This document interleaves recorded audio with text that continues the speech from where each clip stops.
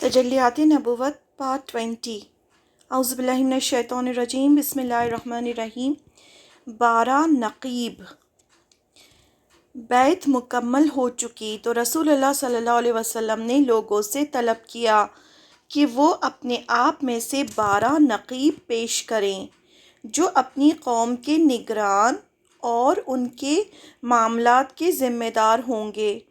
اس پر 9 آدمی خزرج سے اور 3 آدمی اوس سے منتخب کیے گئے، یعنی ان کو چوز کیا گیا۔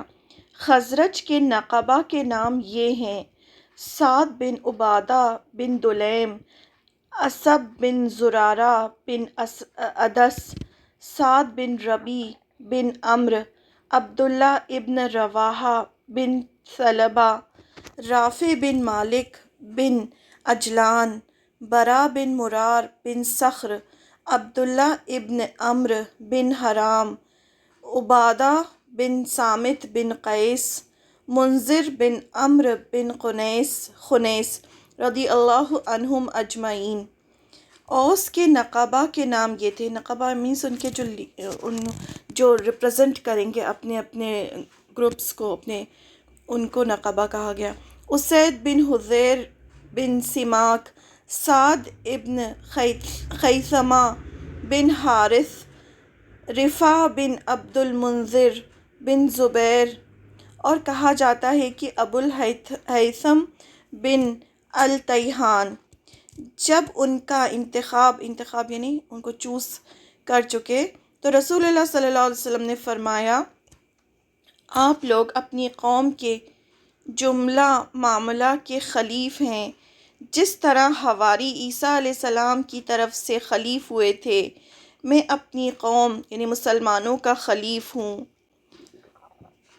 ان سب نے کہا، جی ہاں۔ یہ ہے دوسری بیعت عقبہ۔ یہ نبی صلی اللہ علیہ وسلم کی اب تک کی زندگی میں سب سے عظیم اور اہم بیعت تھی۔ اس کی وجہ سے واقعات کا رخ بدل گیا اور تاریخ کی لائن تبدیل ہو گئی۔ جب بیعت پوری ہو چکی اور لوگ بکھرنے ہی والے تھے تو ایک شیطان کو اس کا پتہ چل گیا۔ اس نے نہایت بلند آواز سے، جو شاید ہی کبھی سنی گئی ہو، پکار لگائی کہ خیمے والوں، کیا محمد صلی اللہ علیہ وسلم سے نپٹو گے؟ اس وقت بے دین اس کے ساتھ ہیں اور وہ تم سے لڑنے کے لیے جمع ہیں۔ رسول اللہ صلی اللہ علیہ وسلم نے فرمایا، او اللہ کے دشمن، میں تیرے لیے جلد ہی فارغ ہو رہا ہوں، اور لوگوں سے فرمایا کہ اپنے اپنے ڈیروں پر چلے جائیں۔ یعنی ایک شیطان جو تھا اس نے اطلاع دی سب کو کہ یہاں پر یہ لوگ اکٹھا ہیں۔ تو یہ لوگ اپنے اپنے ٹھکانوں پر واپس جا کر سو گئے اور وہیں صبح کی۔ ادھر صبح ہوئی تو قریش نے اس پر احتجاج کے لیے چھان بین کرنے کے لیے اہل یثرب کے خیموں کا رخ کیا، مگر مشرکین یثرب نے کہا کہ یہ باطل خبر ہے۔ جو یثرب کے مشرکین تھے انہوں نے بھی مدد کی اور کہا نہیں، یہ غلط ہے، ایسی کوئی بات ہوئی ہی نہیں ہے۔ جبکہ مسلمانوں نے چپی سادھی رکھی تو قریش نے مشرکین سے بات سچ سمجھی اور نامراد واپس چلے گئے۔ لیکن بعد میں قریش کو یقینی طور پر معلوم ہو گیا کہ خبر صحیح تھی، تو ان کی سواریوں نے تیز رفتار سے اہل یثرب کا پیچھا کیا اور سعد بن عبادہ اور منذر بن عمرو کو اذاخر کے پاس جا لیا، یعنی انہیں پکڑ لیا۔ لیکن منذر بن عمرو نے انہیں بے بس کر دیا اور نکل بھاگے۔ البتہ سعد پکڑے گئے اور انہیں باندھ کر مارتے اور بال گھسیٹتے ہوئے مکہ لے جایا گیا۔ یہ سب کون تھے؟ جنہوں نے بیعت عقبہ کی تھی، آپ صلی اللہ علیہ وسلم کے ساتھ دوسری بیعت کی تھی، اور یہ ان کے جو لیڈرز تھے وہ چنے گئے تھے، وہ لوگ تھے یہ۔ تو اس میں سے ایک تو بھاگ گئے لیکن دوسرے جو تھے وہ پکڑے گئے۔ مکہ لے جایا گیا، لیکن وہاں مطعم بن عدی اور حارث بن حرب نے انہیں چھڑا لیا۔ کیونکہ وہ ان دونوں کے قافلوں کو مدینے میں پناہ دیا کرتے تھے۔ ادھر انصار نے ارادہ کیا، اب ان کو انصار کہا گیا ہے جو جتنوں نے بھی آپ صلی اللہ علیہ وسلم کی مدد کی، ارادہ کیا کہ مکہ پر دھاوا بول دیں، مگر اتنے میں حضرت ساتھ آتے دکھائی دے گئے، لہٰذا تمام لوگ بخیریت مدینہ واپس روانہ ہو گئے۔ مسلمانوں کی ہجرت۔ عقبہ کی اس دوسری بیعت کے بعد عام مسلمانوں نے مدینے کے لیے ہجرت شروع کر دی، جبکہ بعض صحابہ رضی اللہ عنہ اس سے پہلے ہی ہجرت کر چکے تھے، اور رسول اللہ صلی اللہ علیہ وسلم کو بھی مسلمانوں کا دارالہجرہ دکھلایا جا چکا تھا، اور آپ صلی اللہ علیہ وسلم ان کو اس کی خبر بھی دے چکے تھے کہ ہمیں ہجرت کر کے مدینے جانا ہے۔ تو سب خاموشی سے دھیرے دھیرے اب ہجرت کر کے مطلب مکہ کو چھوڑ کر مدینہ جانا شروع کر دیا، سب نے اپنے دین کو بچانے کے لیے۔ آپ نے فرمایا، میں نے دیکھا ہے کہ میں مکہ سے ایک ایسی زمین کی طرف ہجرت کر رہا ہوں جہاں کھجوریں ہیں، میرا خیال ہے کہ یہ یمامہ یا ہجر ہے، لیکن وہ مدینہ تھا۔ ایک اور روایت میں ہے کہ مجھے تمہارا دارالہجرت دکھلایا گیا، دو ہروں لوہے کی چٹانوں کے درمیان ایک نشیبی زمین، اب وہ یا تو حجر ہے یا یثرب۔ یہ آپ صلی اللہ علیہ وسلم کو پہلے ہی خواب میں دکھا دیا گیا تھا۔ سب سے پہلے مہاجر ام سلمہ رضی اللہ عنہ کے شوہر ابو سلمہ خزیمی رضی اللہ عنہ ہیں، انہوں نے سب سے پہلے ہجرت کی۔ وہ بیوی بچوں کے ساتھ نکلے، ان کی بہت ہی درد بھری سٹوری ہے۔ وہ بیوی بچوں کے ساتھ نکلے، لیکن بیوی کو اس کی قوم نے روک لیا، اور بچے کو ابو سلمہ کے گھر والوں نے ماں سے چھین لیا، اور ابو سلمہ تنہا مدینے چلے گئے۔ تینوں جو تھے ایک جگہ پہ آ کے تینوں بچھڑ گئے، میاں بیوی اور ان کا بچہ۔ یہ بیعت عقبہ سے کوئی 1 سال پہلے کا واقعہ ہے۔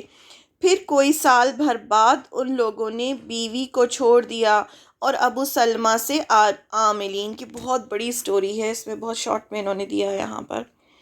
ابو سلمہ کے بعد عمرو بن ربیع، ان کی بیوی لیلہ بنت ابی حثامہ اور عبداللہ بن مخزوم نے ہجرت کی۔ پھر بیعت عقبہ مکمل ہوئی تو مسلمانوں نے پے در پے ہجرت کی، یعنی ایک کے بعد ایک۔ یہ لوگ قریش کے در سے چپکے چپکے نکلتے تھے، یہاں تک کہ حضرت عمر بن خطاب رضی اللہ عنہ نے ہجرت کی۔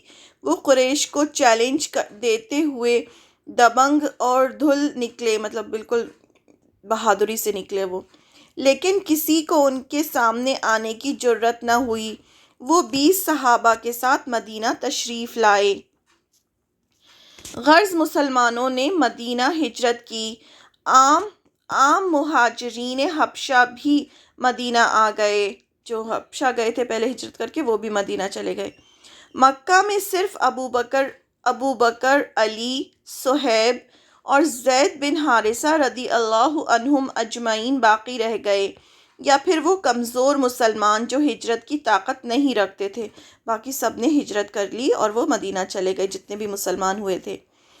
پھر حضرت ابوبکر رضی اللہ عنہ نے بھی ہجرت کا قصد کیا، مگر نبی صلی اللہ علیہ وسلم نے فرمایا کہ ذرا رکو، توقع ہے کہ مجھے بھی اجازت دے دی جائے گی، یعنی اللہ کی طرف سے حکم آئے گا، بھی رک جاؤ۔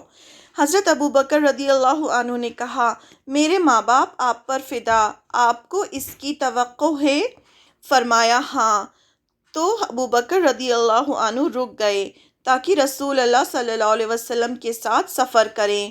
آپ کے پاس 2 اونٹنیاں تھیں، انہیں ہجرت کے سفر کے لیے ببول کے پتے کھلا کھلا کر خوب تیار کیا۔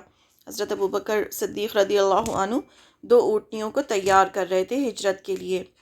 قریش دارالندوہ میں، اب قریش کی پلاننگ چل رہی تھی دارالندوہ میں۔ قریش پر یہ دیکھ کر جنون طاری ہو گیا کہ مسلمانوں نے حفظ و امان کی ایک جگہ پا لی ہے۔ انہیں مسلمانوں کی ہجرت اور مدینے میں اجتماع سے اپنے دین، اپنی تجارت اور اپنے وجود کے لیے بھی خطرہ محسوس ہوا، تو وہ جمعرات 26 صفر 14 نبوت کی صبح کسی ایسی تجویز پر غور و فکر کے لیے دارالندوہ میں اکٹھے ہوئے جو اس خطرے سے نجات کی ضامن ہو۔ بالخصوص ابھی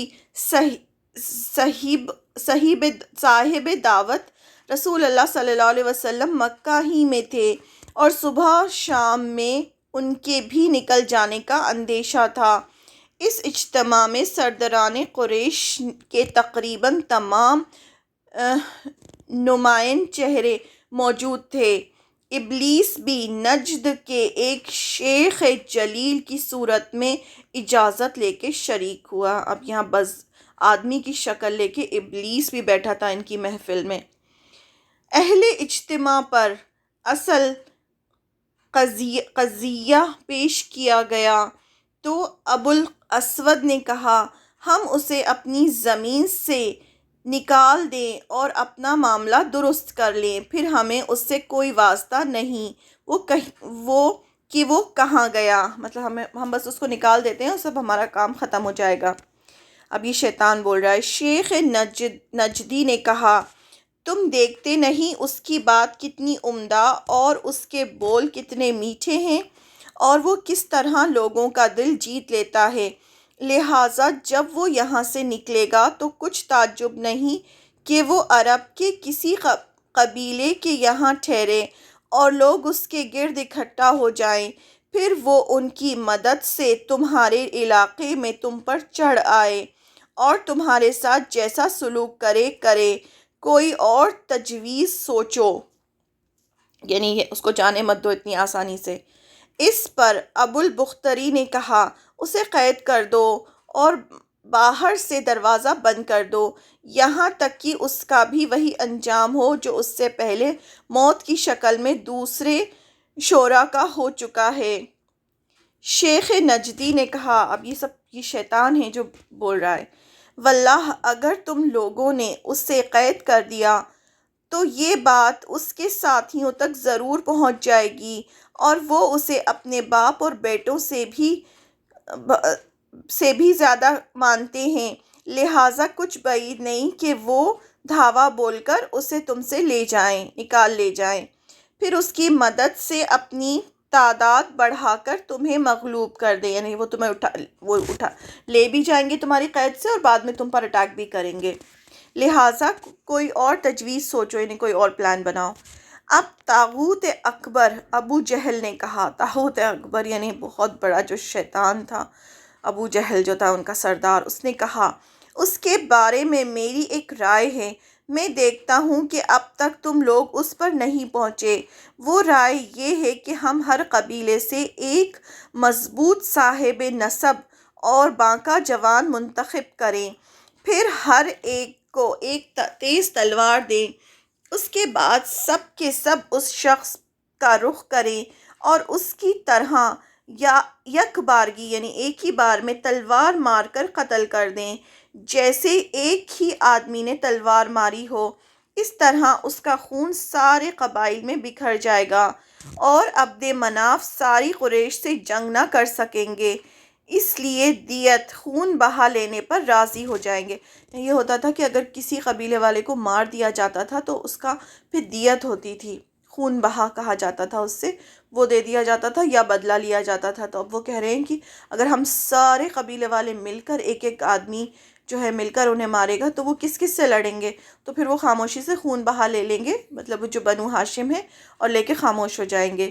شیخ نجدی نے کہا، بات یہ رہی جو اس جوان نے کہی، یعنی یہ جو بات ہے بالکل صحیح ہے، رائے ہے تو یہی، دیگر یہ جو ہے اچھی چیز ہے۔ اہل اجتماع نے وہ جو گروپ جو بیٹھا ہوا تھا، جو اجتماع کر کے بیٹھے تھے سب گروپ بنا کے، نے بھی یہ رائے پاس کی اور اٹھ کر اس کی تنفیذ کی تیاری میں مصروف ہو گئے، اس کو امپلیمنٹ کرنے کے لیے وہ تیار ہو گئے۔ نبی صلی اللہ علیہ وسلم کی ہجرت۔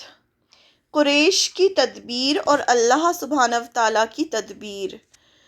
اس قسم کی اجتماع کا مزاج یہ ہوتا ہے کہ وہ انتہائی رازدانہ ہو، ظاہری سطح پر کوئی ایسی حرکت پیش نہ آئے جو روزمرہ کے خلاف اور عام عادات سے مختلف ہو۔ یعنی سیکرٹلی یہ سب کام کیا انہوں نے، تو سیکرٹلی جب کوئی کام کیا جاتا ہے تو کسی کو کچھ کانوں کان خبر نہیں ہوتی، تاکہ کوئی شخص سازش اور خطرے کی بو نہ سونگھ لے اور کسی کے دل میں یہ بات نہ گزرے کہ یہ خاموشی کسی شر کا پیش خیمہ ہے۔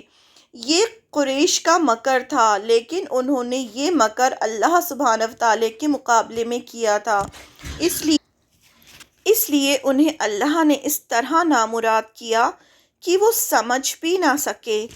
تو حضرت جبریل علیہ السلام نازل ہوئے، نبی صلی اللہ علیہ وسلم کو قریش کی سازش کی خبر دی، ہجرت کی اجازت دی، نکلنے کا وقت مقرر کیا اور قریش کے مکر کا رد کرنے کا پروگرام بتایا۔